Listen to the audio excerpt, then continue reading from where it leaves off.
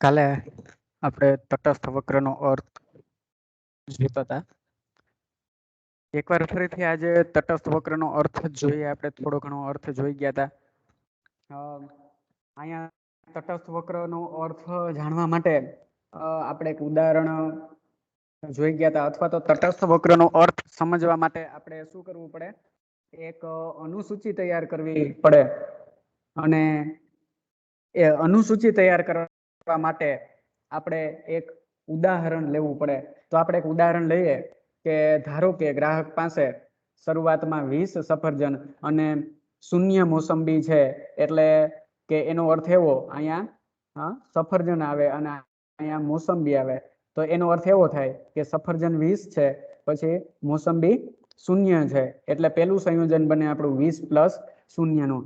ત્યાર પછી ગ્રાહકને એમ કહેવામાં આવે કે અમે તમને 1 મોસંબી આપીએ તો તમે કેટલા સફરજન આપશો? તો ગ્રાહક વિચારે, શું વિચારે? ગ્રાહક વિચારે છે કે એની પાસે સફરજન 20 છે પણ મોસંબી 1 પણ નથી. એટલે ગ્રાહક શું કરે છે? ગ્રાહક 1 મોસંબી મેળવવા માટે કેટલા સફરજન આપવા તૈયાર થાય છે? 6 સફરજન આપવા માટે તૈયાર થાય છે. એટલે અહીંયા 20 સફરજન માંથી 6 સફરજન છે એ બીજાને, પેલો ગ્રાહક છે બીજાને આપી દે એટલે સફરજન કેટલા વધે? 14 વધે છે. બદલામાં એને શું આવે છે? તો કે બદલામાં એને મોસંબી પેલા 1 પણ નહોતી, તો હવે 1 મોસંબી આવે છે. એટલે બીજું સંયોજન બને 14 + 1 નું. એટલે એનો અર્થ એ થયો કે અહીંયા ગ્રાહકને પેલા સંયોજનમાંથી 20 + 0 માંથી જેટલો સંતોષ મળતો હતો એટલો જ સંતોષ એને 14 + 1 માંથી ને પણ મળે છે. એટલે કે 20 સફરજન અને 0 મોસંબી માંથી ગ્રાહકને જેટલો સંતોષ મળતો હતો એટલો જ સંતોષ એને 14 સફરજન અને 1 મોસંબી માંથી મળે છે. આમ અહીંયા 20 + 0 અને 14 + 1 એ કેવા સંયોજનો છે? એ એક સરખો સંતોષ આપતા સંયોજનો છે. એટલે કે 20 + 0 એ સંયોજન ગ્રાહક ખરીદે કે 14 + 1 એ ગ્રાહક સંયોજન ખરીદે તો પણ એને કોઈ વાંધો નથી. ઓકે, આ બંને વિકલ્પો પ્રત્યે જોઈએ આગળ આપણે. આ બંને વિકલ્પો પ્રત્યે ગ્રાહક તટસ્થ રહે છે. ક્યાં બંને વિકલ્પો પ્રત્યે? 20 + 0 અને 14 + 1 આ બંને વિકલ્પો પ્રત્યે ગ્રાહક તટસ્થ રહે છે. તેને ગમે તે વિકલ્પ મળે તો વાંધો નથી. ગ્રાહક માટે બંને વિકલ્પો છે એ સમાન સંતોષ આપે છે. તેથી તટસ્થ વક્ર ને સમતૃપ્તિ વક્ર તરીકે પણ ઓળખવામાં આવે છે. હવે આ આખી તટસ્થ વક્ર નો ખ્યાલ છે એ આપણે અહીંયા એક અનુસૂચિ અને આકૃતિ દ્વારા પણ જોવાનું છે. તો તટસ્થ વક્રની અહીંયા આપણે અનુસૂચિ દ્વારા પેલા સમજૂતી મેળવીએ. અનુસૂચિ ઉપરથી આકૃતિ દ્વારા એની સમજૂતી મેળવીએ. ઓકે, અહીંયા તટસ્થ વક્રની તમારી સામે અનુસૂચિ આવેલી છે. અને એ અહીંયા આપણે અનુસૂચિની સમજૂતી મેળવવાની છે. અને અનુસૂચિ ઉપરથી ત્યાર પછી આપણે તટસ્થ વક્ર દોરવાનો છે. એની આકૃતિ છે એ તટસ્થ વક્રની આકૃતિ છે એ બનાવવાની છે. એટલે અહીંયા બરાબર ધ્યાન આપજો. સારું, હવે પેલા આપણે સમજી લઈએ કઈ રીતે અનુસૂચિ બનાવી. આગળ જે આપણે ઉદાહરણ જોઈ ગયા એની જ અનુસૂચિ છે. પેલી કોલમ ની અંદર શું આપેલું છે? તો કે પેલી કોલમ ની અંદર સરખો સંતોષ આપતા સંયોજનો છે. પેલું સંયોજન, બીજું સંયોજન, ત્રીજું સંયોજન, ચોથું સંયોજન અને પાંચમું સંયોજન. આ બીજી કોલમ ની અંદર શું દર્શાવેલું છે? તો કે બીજી કોલમ ની અંદર સફરજન પ્લસ મોસંબી દર્શાવેલા છે. એટલે કે કેટલા સફરજન અને કેટલી મોસંબી. પેલા સંયોજનમાં કેટલા સફરજન છે અને કેટલી મોસંબી છે. બીજા સંયોજનમાં કેટલા સફરજન અને કેટલી મોસંબી છે. ત્રીજા સંયોજનમાં કેટલા સફરજન અને કેટલી મોસંબી છે. ચોથા સંયોજનમાં કેટલા સફરજન અને કેટલી મોસંબી છે. અને પાંચમા સંયોજનમાં કેટલા સફરજન અને કેટલી મોસંબી છે. એ વાત છે એ દર્શાવેલી. પેલા છે એ સફરજન દર્શાવેલા છે અને પછી છે એ મોસંબી દર્શાવેલી છે. અને ત્રીજી કોલમની અંદર કઈ બાબત દર્શાવેલી છે? તો કે ત્રીજી કોલમની અંદર વધારાની એક મોસંબી મેળવવા માટે આપવામાં આવતા સફરજન દર્શાવેલા છે. એટલે કે વધારાની એક મોસંબી મેળવવા માટે ગ્રાહક કેટલા સફરજનનો ત્યાગ કરે છે એ ત્રીજી કોલમની અંદર દર્શાવેલું છે. ઓકે, આપણે આગળ ઉદાહરણ જોઈ ગયા હતા. આગળ આપણે ઉદાહરણ જોઈ ગયા હતા કે ગ્રાહક પાસે શરૂઆતમાં 20 સફરજન છે અને 0 મોસંબી છે. આ ઉદાહરણ આપણે જોઈ ગયા હતા 20 + 0. પછી ગ્રાહકને શું કહેવામાં આવે કે તમને એક સફરજન આપવામાં આવે, સોરી, એક મોસંબી આપવામાં આવે તો તમે કેટલા સફરજન આપશો? એટલે ગ્રાહક શરૂઆતમાં એવું વિચારે કે મારી પાસે સફરજન ઘણા છે, મોસંબી ઓછી છે, એટલે શું કરે છે? એ એક સફરજન એક મોસંબી મેળવવા માટે કેટલા સફરજન આપવા તૈયાર થાય છે? 6 સફરજન આપવા તૈયાર થાય છે. એટલે અહીંયા શું થયું? અહીંયા 20 સફરજન હતા, એમાંથી જોજો અનુસૂચિ કઈ રીતે બની. એમાંથી 20 સફરજન હતા, એમાંથી 6 સફરજન આપી દે, એટલે અહીંયા 20 માંથી 6 જાય તો સફરજન કેટલા વધે? 14. અને મોસંબી એકેય નથી, એને બદલે 6 સફરજનના બદલામાં એક મોસંબી મળે, એટલે અહીંયા મોસંબીની સંખ્યા કેટલી થઈ જાય? 1. એટલે આપણું બીજું સંયોજન કેવું બને છે? 14 + 1. એનો અર્થ એવો થયો કે હવે ગ્રાહક પાસે 14 સફરજન અને એક મોસંબી છે. અહીંયા 6 આવ્યા, 6 મનાવ્યા તો કે ગ્રાહક અહીંયા આ 6 એવું દર્શાવે કે ગ્રાહક અહીંયા એક મોસંબી મેળવવા માટે કેટલા સફરજનનો ત્યાગ કરે છે? 6 સફરજનનો ત્યાગ કરે છે. ફરી પાછો ગ્રાહક છે એ બીજી મોસંબી, એક વધારાની મોસંબી, એટલે કે બીજી મોસંબી મેળવવા માટે ગ્રાહક કેટલા સફરજનનો ત્યાગ કરે છે? એ ત્યાર પછી તો કે 5 સફરજનનો ત્યાગ કરે છે. એટલે આપણું ત્રીજું સંયોજન બને છે 14 માંથી 5 ગયા, 14 માંથી 5 જાય તો કેટલા સફરજન વધે? 9 સફરજન વધે. પણ એક વધારાની મોસંબી ગ્રાહક પાસે આવે છે, એટલે મોસંબીની સંખ્યા કેટલી થાય છે? 2 થાય છે. એટલે ત્રીજું સંયોજન બને છે 9 + 2. એટલે એક વધારાની મોસંબી, બીજી મોસંબી, એટલે એક વધારાની મોસંબી મેળવવા માટે ગ્રાહક કેટલા સફરજનનો ત્યાગ કરે છે? હવે 5 સફરજનનો ત્યાગ કરે છે. ફરી પાછી એક વધારાની મોસંબી, એટલે કે ત્રીજી મોસંબી મેળવવા માટે હવે ગ્રાહક 4 સફરજનનો ત્યાગ કરે છે. એટલે 2 + 9, એટલે કે 9 સફરજન હતા, એમાંથી 4 સફરજન જાય, માઇનસ થાય તો સફરજન વધે 5 અને એક વધારાની મોસંબી આવે એટલે મોસંબી થઈ જાય 3. એટલે 5 + 3, એટલે કે 5 સફરજન અને 3 મોસંબી. એ કયું સંયોજન બનશે? એ ચોથું સંયોજન બનશે. અને અહીંયા 4 આવશે, એનો અર્થ એવો કે ગ્રાહક એક મોસંબી, એક વધારાની મોસંબી મેળવવા માટે 4 સફરજનો આપવા તૈયાર થાય છે, 4 સફરજનનો ત્યાગ કરે છે. ઓકે, એના પછી એક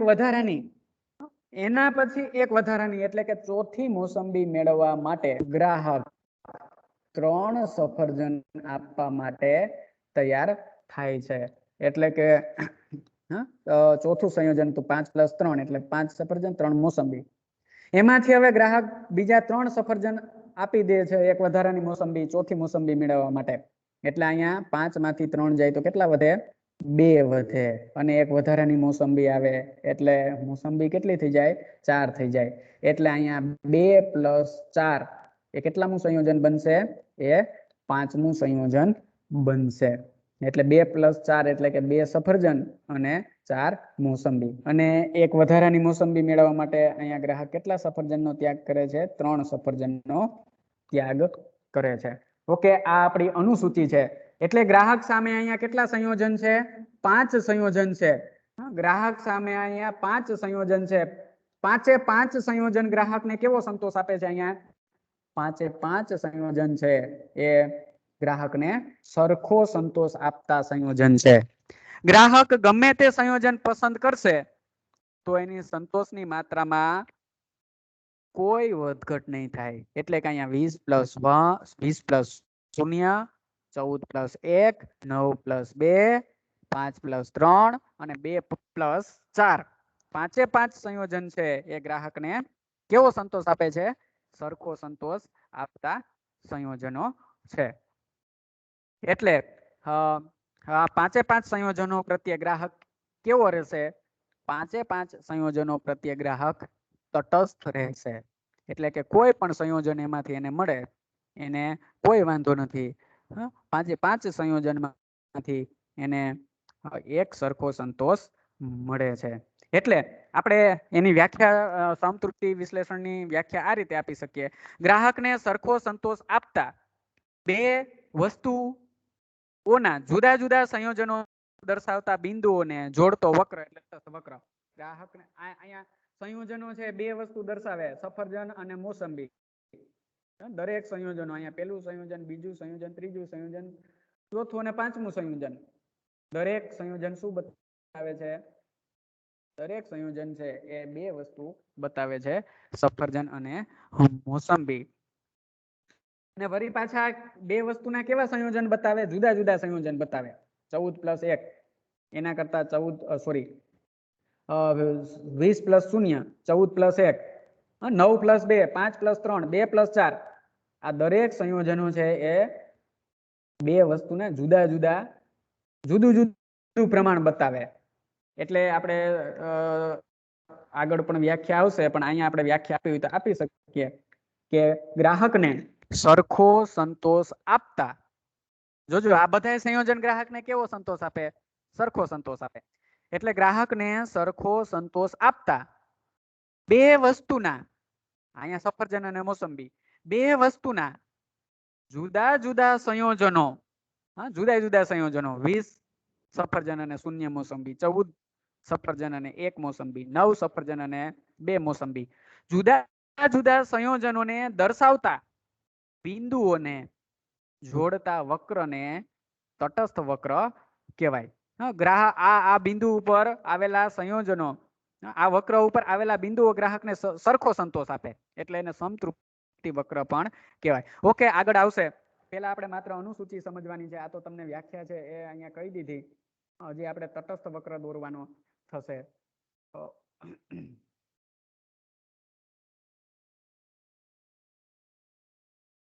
એટલે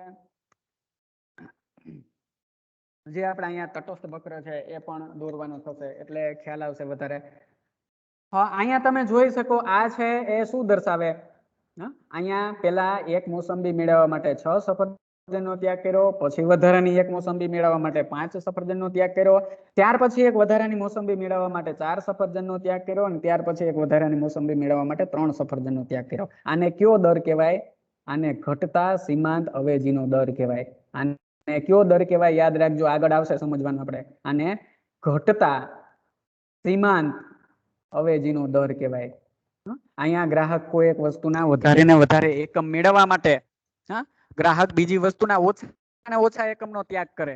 એટલે કે અહીંયા ગ્રાહક મોસંબીના વધારે ને વધારે એકમ મેળવવા માટે ગ્રાહક સફરજનના ઓછા ને ઓછા એકમનો ત્યાગ કરે. એટલે કે પેલા 6 નો ત્યાગ કર્યો, પછી 5 નો ત્યાગ કર્યો, પછી 4 નો ત્યાગ કર્યો, પછી 3 નો ત્યાગ કર્યો. એને શું કહેવાય?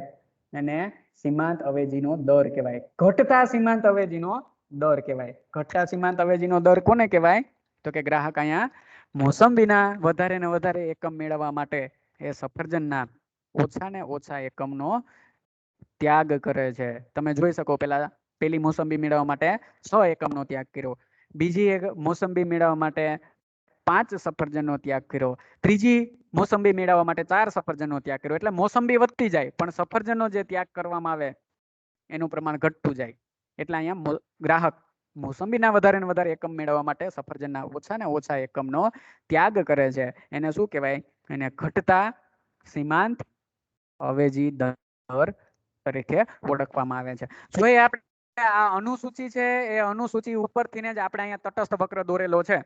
ઓકે, તમે જોઈ શકો આગળ જે આપણે તટસ્થ વક્રની અનુસૂચિ જોઈ ગયા હતા એ ઉપરથી અહીંયા આપણે તટસ્થ વક્ર છે એ દોરેલો છે.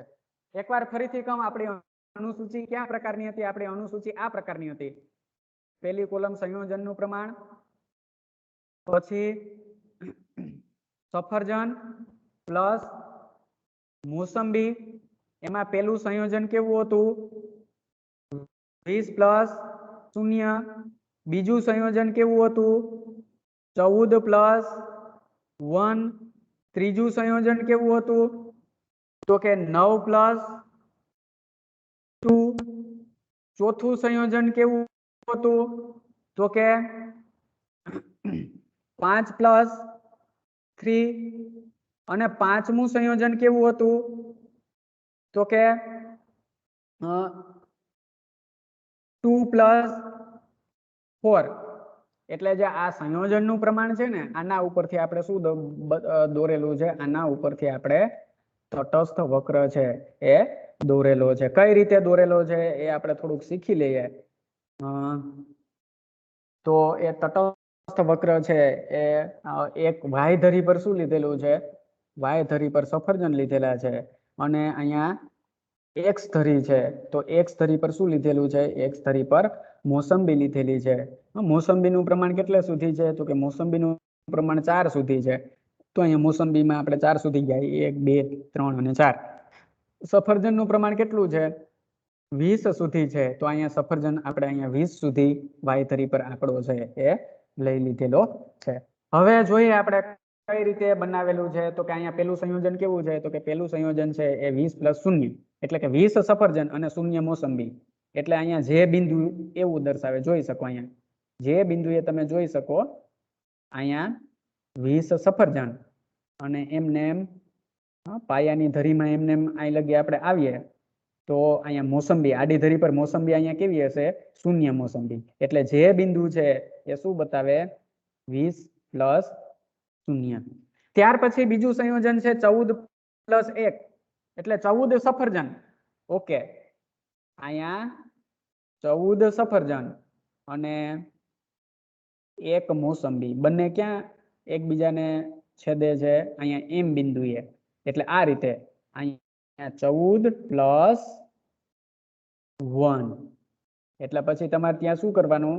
અહીંયા એક બિંદુ મૂકવાનું 0 20 પ્લસ 0 માં, પછી 14 પ્લસ 1 એક બિંદુ મૂકવાનું, ત્યાર પછી 9 પ્લસ 2, એટલે અહીંયા સફરજન 9 અને મોસંબી 2, એટલે અહીંયા તમે જોઈ શકો અહીંયા 9 સફરજન છે, એટલે 9 અને પ્લસ મોસંબી 2, એટલે 9 અને 2 સ્કેલ રાખવાની તમારે. સ્કેલ દ્વારા 9 અને 2 બંનેને છેદે, 9 અને 2 જ્યાં ભેગા થતા હોય ત્યાં એક બિંદુ મૂકવાનું. ત્યાર પછી છે 5 અને 3, એટલે કે સફરજન 5 અને મોસંબી 3, એટલે જ્યાં 5 સફરજન, આ રીતે 5 સફરજન અને 3 મોસંબી થતી હોય ત્યાં તમારે એક બિંદુ મૂકવાનું. અને ત્યાર પછીનું સંયોજન છે 2 પ્લસ 4, એટલે કે સફરજન 2 થતા હોય અને મોસંબી 4 થતી હોય, એટલે કે અહીંયા સફરજન 2 અને અહીંયા મોસંબી 4, બંને જ્યાં એકબીજાને ભેગા થતા હોય ત્યાં એક બિંદુ મૂકો. આ રીતે બિંદુ મુકાઈ ગયા પછી તમારે શું કરવાનું રહે? આ બિંદુને તમે આ રીતે જોડી દો. આ બિંદુને તમે આ રીતે જોડી દો તો તમને શું મળી જાય? તટસ્થ વક્ર મળી જાય. શું મળી જાય? તટસ્થ વક્ર છે એ તમને મળી જાય. એટલે અનુસૂચિ ઉપરથી જ આપણે તટસ્થ વક્ર છે એ દોરેલો છે. તટસ્થ વક્ર છે એ દોરતા આવડવો જોઈએ. ઘરે છે એ પ્રેક્ટિસ કરજો. સારું, આ તટસ્થ વક્ર દોરાઈ ગયા પછી આપણે તટસ્થ વક્ર ની સમજૂતી મેળવવાની રહે. આ જોઈએ આપણે સમજૂતી મેળવીએ તો શરૂઆતમાં તમને ખ્યાલ છે આપણે શું દર્શાવીએ?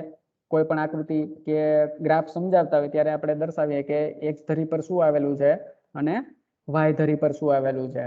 તો આપણે આ બાજુની આકૃતિની અંદર એક્સ ધરી પર મોસંબીના એકમો દર્શાવેલા છે અને વાય ધરી પર સફરજનના એકમો દર્શાવેલા છે. આકૃતિની અંદર જે રેખા છે એ રેખાનું નામ આપેલું છે આઈસી. આઈસી રેખા છે એ શું દર્શાવે છે? તો કે આઈસી રેખા છે એ તટસ્થ વક્ર છે. અને આ તટસ્થ વક્ર શું દર્શાવે છે? તો કે આ તટસ્થ વક્ર છે એ બે વસ્તુના જુદા જુદા સંયોજનો દર્શાવે છે. એટલે કે સફરજન અને મોસંબીના જુદા જુદા સંયોજનો દર્શાવે છે. આ તટસ્થ વક્ર ઉપર જે એમ એન જી આર જેવા બિંદુઓ આવેલા છે અને આ બિંદુઓ છે એ સફરજન અને મોસંબીના જુદા જુદા સંયોજનો દર્શાવે છે. જેમ કે જે બિંદુ છે એ 20+0 નું સંયોજન બતાવે છે. એમ બિંદુ છે એ 14+1 નું સંયોજન બતાવે છે. એન બિંદુ છે એ 9+2 નું સંયોજન બતાવે છે. જી બિંદુ છે એ 5+3 નું સંયોજન બતાવે છે. આર બિંદુ છે એ 2+4 નું સંયોજન છે એ બતાવે છે. આ દરેક સંયોજનો આ બિંદુઓ શું બતાવે છે? તો કે આ બિંદુઓ છે એ જુદી જુદી વસ્તુના બે સંયોજનો બતાવે છે. અને આ દરેક સંયોજનો ગ્રાહકને કેવો સંતોષ આપે છે? તો કે આ દરેક સંયોજનો ગ્રાહકને એક જ સરખો સંતોષ આપે છે. એટલે દરેક બિંદુ છે એ ગ્રાહકને કેવો સંતોષ આપશે? અહીંયા દરેક બિંદુ છે એ ગ્રાહકને એક જ સરખો સંતોષ આપશે. ગ્રાહક કોઈ પણ બિંદુ પસંદ કરે કે કોઈ પણ સંયોજન પસંદ કરે તો ગ્રાહકને એક જ સરખો સંતોષ અહીંયા મળે છે. એટલે કે ગ્રાહક છે એ દરેક બિંદુ પ્રત્યે કે દરેક સંયોજન પ્રત્યે તટસ્થ રહે છે. કોઈ પણ એને સંયોજન મળે એને કોઈ વાંધો નથી. દરેક બિંદુ પ્રત્યે દરેક સંયોજન પ્રત્યે તટસ્થ રહે છે. એટલે જ આ વક્રને ક્યાં નામે ઓળખવામાં આવે છે? એટલે જ આ વક્રને તટસ્થ વક્ર તરીકે ઓળખવામાં આવે છે. આ દરેક બિંદુ છે એ ગ્રાહકને એક સરખો સંતોષ આપે છે. એટલે જ આ વક્રને સમતૃપ્તિ વક્ર તરીકે પણ ઓળખવામાં આવે છે. એટલે ધ્યાન રાખજો, સમતૃપ્તિ વક્ર કયો કે તટસ્થ વક્ર કયો. બંનેનો અર્થ કેવો થાય છે? બંનેનો અર્થ છે એ એક જ થાય છે. ઓકે, આપણે જોઈએ એની સમજૂતી છે એ આપેલી છે અહીંયા બાજુ. આપણે જોઈ જઈએ.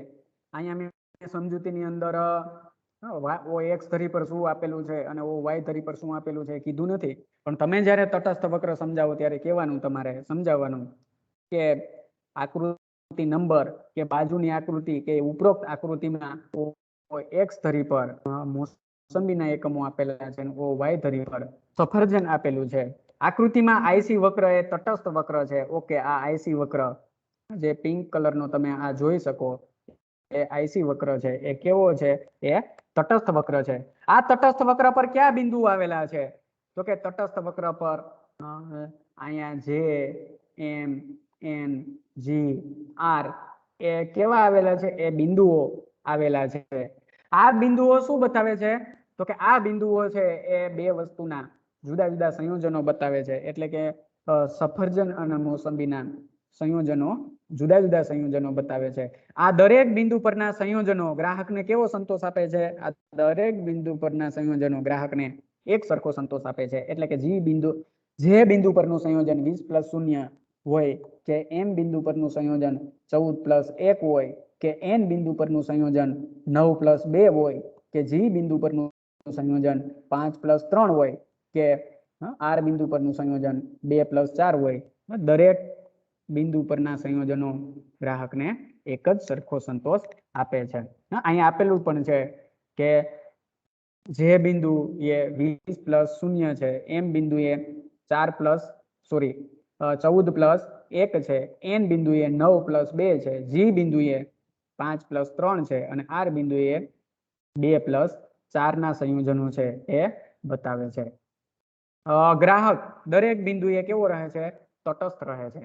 કારણ કે દરેક બિંદુ પરના સંયોજનો ગ્રાહકને સમાન સંતોષ આપે છે.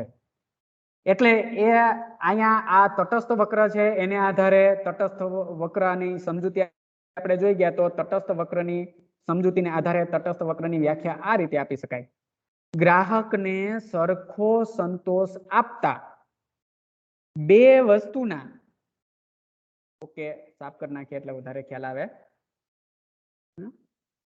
ગ્રાહકને સરખો સંતોષ આપતા બે વસ્તુના જુદા જુદા સંયોજનોને દર્શાવતા બિંદુને જોડતો વક્ર એટલે તટસ્થ વક્ર.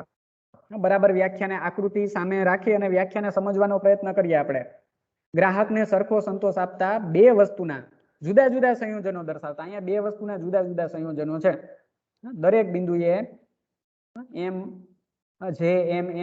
N એ બિંદુઓ છે.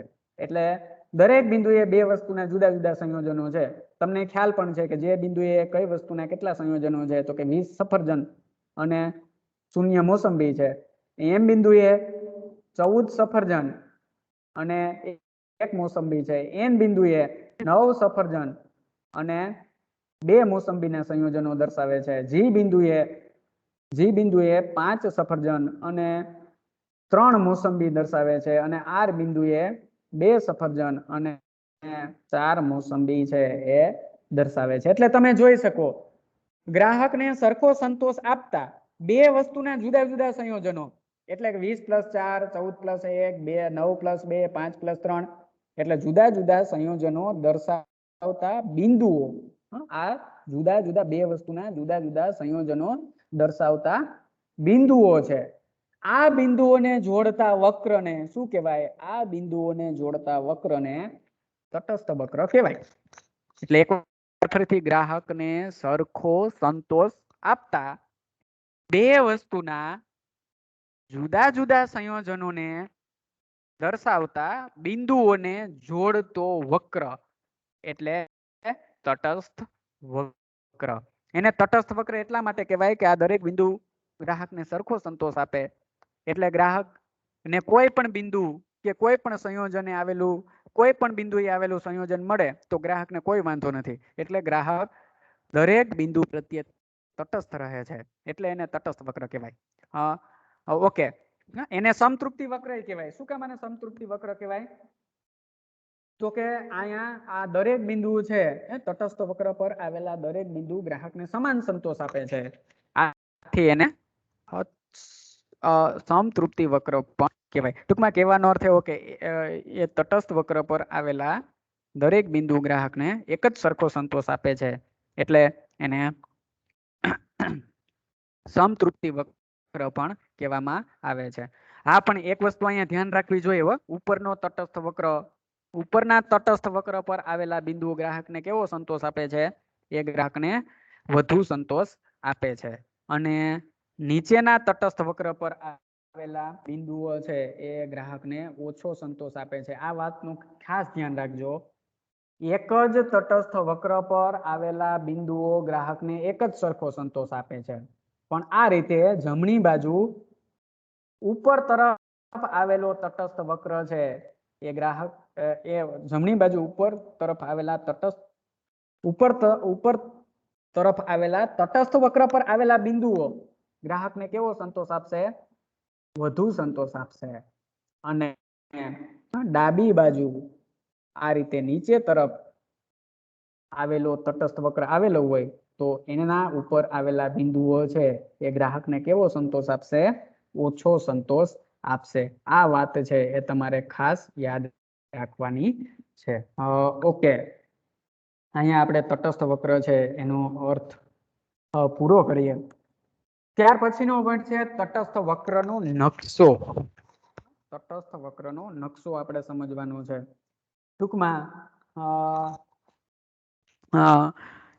તટસ્થ વક્રનો જે સમૂહ આવેલો હોય, ઘણા બધી તટસ્થ વક્રનો સમૂહ આવેલો હોય એને આપણે તટસ્થ વક્રનો નકશો કહી શકીએ, અથવા તો એને તટસ્થ વક્રનો નકશો કહેવાય. એટલે અર્થ યાદ રાખજો. તટસ્થ વક્રનો નકશો એટલે શું? તો કે ઘણા બધી તટસ્થ વક્ર અથવા દર્શાવતા સમૂહને તટસ્થ વક્રનો નકશો કહેવાય. એટલે બે વસ્તુ માટેની ગ્રાહકની રુચિનું સંપૂર્ણ ચિત્ર રજૂ કરવું હોય તો એ કોના દ્વારા રજૂ કરી શકાય? તટસ્થ વક્રના નકશા દ્વારા આપણે એ રજૂ કરી શકીએ. એટલે બે વસ્તુ માટેની ગ્રાહકની રુચિનું સંપૂર્ણ ચિત્ર રજૂ કરવું હોય તો તટસ્થ વક્રના નકશા દ્વારા એ રજૂ કરી શકાય. તટસ્થ વક્રના સમૂહને તટસ્થ વક્રનો નકશો કહેવામાં આવે છે. કોને તટસ્થ વક્રનો નકશો કહેવાય? તો કે તટસ્થ વક્રના સમૂહને તટસ્થ વક્રનો નકશો કહેવામાં આવે છે. જુદા જુદા એકમો કઈ રીતે તટસ્થ વક્રનો નકશો દોરવામાં આવે છે? તો કે જુદા જુદા એકમોના સંયોજનોના બિંદુને જોડવામાં આવે તો તટસ્થ વક્રનો નકશો મળી શકે. આ માટે તટસ્થ વક્રની જુદી જુદી અનુસૂચિ તૈયાર કરવી જોઈએ અને એ તટસ્થ વક્રની જુદી જુદી અનુસૂચિ તૈયાર કરી અને આપણે તટસ્થ વક્રનો નકશો છે એ બનાવી શકીએ. જોઈએ અહીંયા તટસ્થ વક્રની જુદી જુદી અનુસૂચિ. ઓકે, કદાચ અહીંયા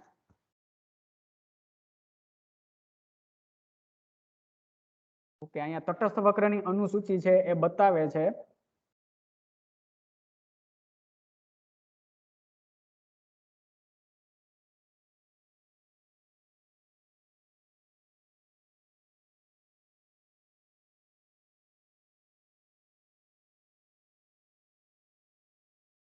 ઓકે, અહીંયા તટસ્થ વક્રની અનુસૂચિ છે. આગળ આપણે કીધું ને કે તટસ્થ વક્રના નકશો દોરવા માટે જુદા જુદા એકમોના સંયોજનોના બિંદુને જોડવામાં આવે તો તટસ્થ વક્રનો નકશો મળી જાય અને આ માટે આપણે તટસ્થ વક્રની જુદી જુદી અનુસૂચિ તૈયાર કરવી જોઈએ.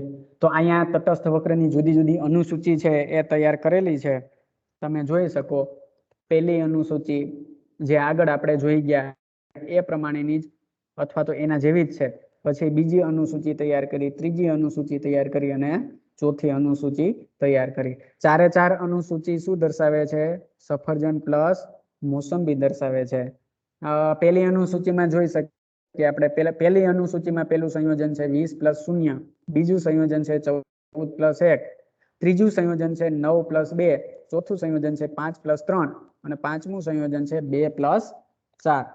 એટલે આ સંયોજન બતાવે 20 સફરજન, 0 મોસંબી, 14 સફરજન, 1 મોસંબી, 9 સફરજન, 2 મોસંબી, 5 સફરજન, 3 મોસંબી અને 2 સફરજન, 9 મોસંબી એવું પહેલી અનુસૂચિ છે એ એવા પ્રકારના સંયોજનો બતાવે. પછી બીજી અનુસૂચિ આપણે દોરી તો એની અંદર તમે જોઈ શકો 21 + 0 એટલે કે 21 સફરજન અને 0 મોસંબી.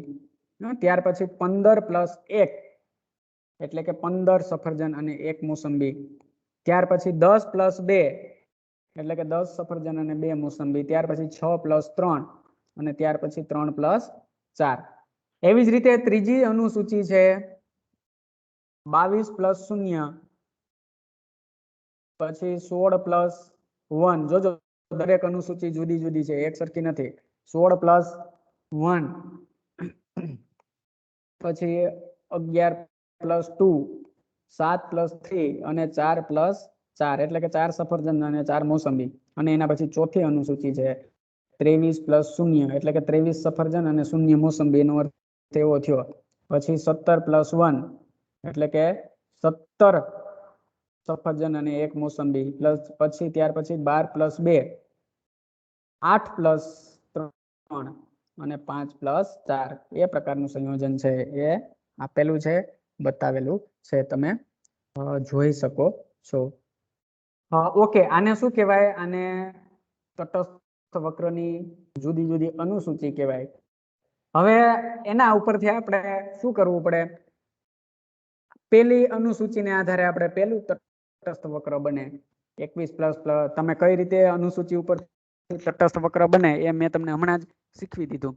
કઈ ન કરવાનું હોય, આ સફરજન અને મોસંબીનું જે પ્રમાણ છે એને જોડતા બિંદુઓ છે તમારે મૂકી દેવાના અને પછી એ બિંદુને જોડી દો એટલે તટસ્થ વક્ર તમને મળી જાય. એવી જ રીતે પહેલી અનુસૂચિનું તો આપણે દોરી ગયા, પછી બીજી અનુસૂચિનું આપણે બનાવવું પડે કે જ્યાં 21 સફરજન અને 0 મોસંબી બંને ભેગા મળતા હોય ત્યાં એક બિંદુ મૂકવાનું. પછી 15 સફરજન અને 1 મોસંબી જ્યાં મળતા હોય ત્યાં બિંદુ મૂકવાનું. એમ આ બધા સંયોજનોનું જોડાણ કરો અને પછી એ બિંદુને તમે જોડી નાખો તો તમને બીજી અનુસૂચિનો બીજો તટસ્થ વક્ર મળી જાય. ઓકે, એ તટસ્થ વક્રનો નકશો અને આ ચારેય ભેગા થાય, ચારેય તટસ્થ વક્ર ભેગા થાય તો એને આપણે શું કહી શકીએ? તટસ્થ વક્રનો નકશો કહી શકીએ. એટલે કે તટસ્થ વક્રના સમૂહને તટસ્થ વક્રનો નકશો કહેવાય. જોઈએ આપણે તટસ્થ વક્રનો નકશો. જોઈ શકો તમે આ તટસ્થ વક્રનો નકશો છે. એની અંદર કેટલા તટસ્થ વક્ર આવેલા છે? 4 તટસ્થ વક્ર આવેલા છે. IC1, IC2, IC3 અને IC4 એવા 4 તટસ્થ વક્ર છે એ આવેલા છે. અને આ તટસ્થ વક્રનો સમૂહ છે. કેટલા તટસ્થ વક્રનો સમૂહ છે? સમૂહમાં કેટલા તટસ્થ વક્ર આવેલા છે? જો કે 4 તટસ્થ વક્ર આવેલા છે. એટલે તટસ્થ વક્રનો સમૂહ છે અને એને શું કહેવાય? આને જ તટસ્થ વક્રનો કહેવાય. ઓકે, તટસ્થ વક્રના નકશાની આપણે સમજૂતી મેળવી જઈએ તો આકૃતિમાં IC1 IC2 ઓકે, કોઈ પણ આકૃતિ સમજાવીએ ત્યારે શરૂઆત આપણે અહીંથી કરીએ છીએ કે બાજુની આકૃતિમાં X ધરી પર મોસંબી આપેલી છે અને Y ધરી પર સફરજનના એકમો આપેલા છે. પછી આપણે આગળ વધવાનું કહેવાનું, આકૃતિ સમજાવવાની કે આકૃતિમાં IC1 IC2 IC3 IC4 જોઈ શકો. IC1 2 3 અને 4 એ શું છે? એ 4 તટસ્થ વક્ર આવેલા છે. જે ચારેય તટસ્થ વક્ર છે એને આધારે દોરેલા છે. આગળ જે તટસ્થ વક્રની અનુસૂચિ જોઈ ગયા આપણે, એને આધારે એ ચારેય તટસ્થ વક્ર દોરેલા છે. હવે અહીંયા બધા જ બિંદુ નથી મૂક્યા, કારણ કે બધા જ બિંદુ મૂકીએ તો એમાં ઘણું બધી વિસંગતતા ઊભી થાય અને એક પ્રકારનો ગૂંચવાડો ઊભો થાય. એટલે અમુક બિંદુ અહીંયા મૂકી દીધા. એટલે IC1 તટસ્થ વક્ર પર કયા બિંદુ આવેલા છે? 2 બિંદુ આવેલા છે, M અને N. જોઈ શકો અહીંયા IC1 તટસ્થ વક્ર પર M અને N બિંદુ આવેલા છે. આ બંને બિંદુઓ છે કેવો સંતોષ આપતા હશે? આ બંને બિંદુઓ છે એ સરખો સંતોષ આપે છે. પરંતુ IC2 વક્ર પર આવેલું R બિંદુ, ઓકે, અહીંયા IC2 વક્ર પર આવેલું R બિંદુ કેવું સંતોષ આપતું હશે? તો કે M અને N કરતા વધુ સંતોષ આપે છે. શું કામ? મને તો કે અહીંયા IC1 તટસ્થ વક્ર કરતા IC2 તટસ્થ વક્ર ઉપર આવેલો છે. IC2 તટસ્થ વક્ર છે એ IC1 ની ઉપર આવેલો છે. એટલે M અને N બિંદુ કરતા R બિંદુ છે એ ગ્રાહકને વધુ સંતોષ આપે છે. એવી જ રીતે IC3 તટસ્થ વક્ર પર કયું બિંદુ આવેલું છે? એવી જ રીતે IC3 તટસ્થ વક્ર પર G બિંદુ આવેલું છે. અને G બિંદુ છે એ કોનાથી? તો કે G બિંદુ છે એ R બિંદુથી પણ વધારે સંતોષ આપે છે. અને IC4 તટસ્થ વક્ર પર V બિંદુ આવેલું છે. અહીંયા જોઈ શકો IC4 તટસ્થ વક્ર પર V બિંદુ આવેલું છે. આ V બિંદુ છે એ ગ્રાહકને સૌથી વધુ સંતોષ આપે છે. શું કામ? મને તો કે IC4 તટસ્થ વક્ર પર આવેલું છે અને IC4 તટસ્થ વક્ર છે એ સૌથી ઉપર આવેલો છે. એટલા માટે અહીંયા V બિંદુ IC4 તટસ્થ વક્ર પર આવેલું છે અને સૌથી ઉપરના તટસ્થ વક્ર પર આવેલું છે. એટલે અહીંયા V બિંદુ છે એ સૌથી વધુ ગ્રાહકને સંતોષ આપે છે.